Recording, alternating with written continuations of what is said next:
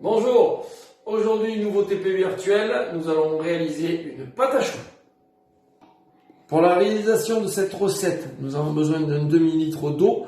Nous allons rajouter dans cette eau une pincée de sel et un petit peu de sucre, 50 g maximum. 150 g de beurre, 250 g de farine et 8 œufs que l'on mettra un par un. Première action, nous allons mettre le beurre avec l'eau à chauffer et nous allons attendre la fusion du beurre et de l'eau.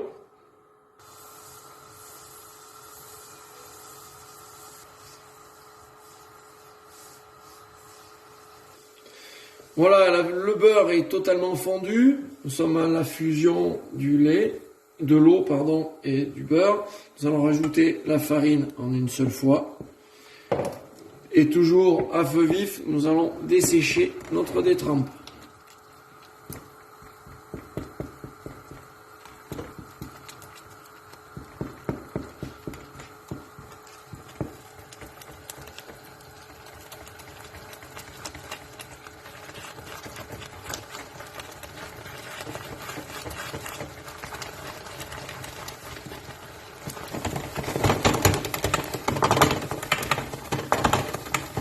Nous desséchons bien la détrempe.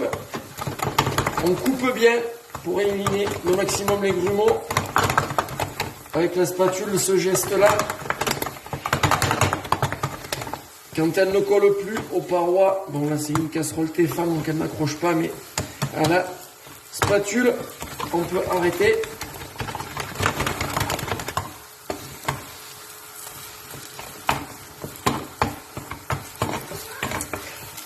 Notre détrempe est à présent bien sèche. On touche avec le doigt la surface, ça ne colle pas, légèrement gras. On n'a plus qu'à la débarrasser.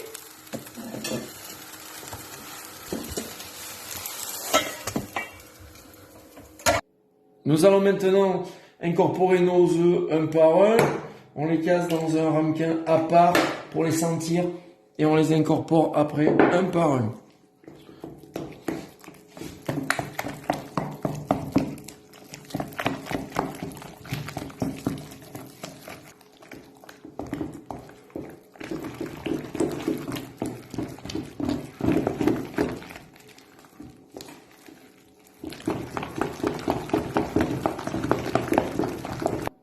J'ai donc incorporé 7 œufs entiers, je vais mettre le 8e. Suivant les appareils, certains peuvent être plus liquides, d'autres moins. Vous adaptez le nombre d'œufs. 6 à 9, 10, vous le voyez. Ça dépend tout de la consistance de votre appareil. Bon, le mien est plutôt dur, donc je l'incorpore. Voilà, nous avons incorporé nos œufs. Donc là, pour cette préparation-là qui était assez sèche, j'en ai mis 9. Vous voyez, n'hésitez pas. Il ne faut pas qu'elle soit trop liquide. Il faut qu'elle fasse ce bec d'oiseau, encore une fois. Ni trop, ni pas assez. C'est vraiment une question de texture, vous voyez. Elle tombe délicatement, elle est légèrement épaisse, malgré tout. Il n'y a plus qu'à la mettre dans une poche et coucher les choux. Nous avons rempli notre poche à douille. Maintenant, nous allons coucher nos choux en une seule fois. Donc, on reste bien appuyé. On s'arrête, on fait un petit geste circulaire pour couper la pâte. On pense à les espacer un petit peu.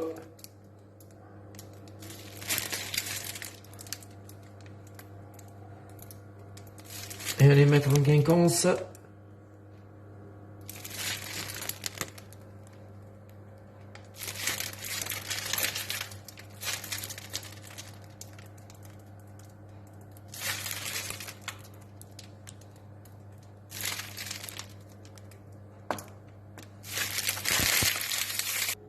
Avec une dorure, donc du jaune d'œuf et un peu d'eau, vous venez tapoter légèrement la partie supérieure de votre chou pour baisser la pointe et le dorer légèrement pour qu'il ait une belle cuisson.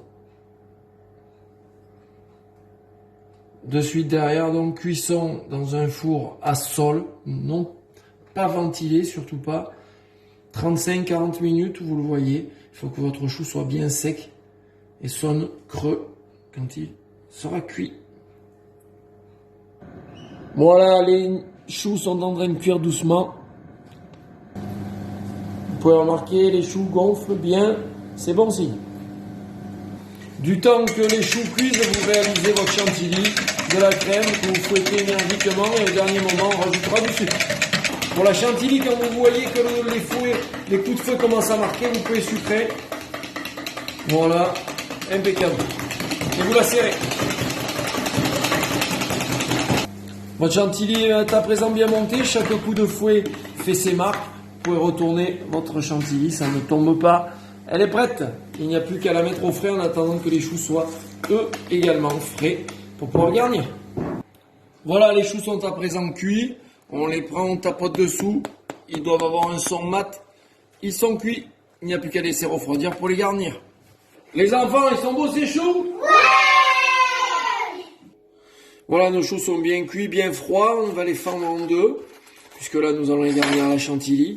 À la maison, comme tout le monde n'a pas de poche à douille, vous pouvez prendre une cuillère à soupe. Voilà, le résultat sera un peu moins net, mais tout aussi gourmand. Vous en mettez jusqu'à ce que ça déborde un petit peu pour faire un effet bien gourmand.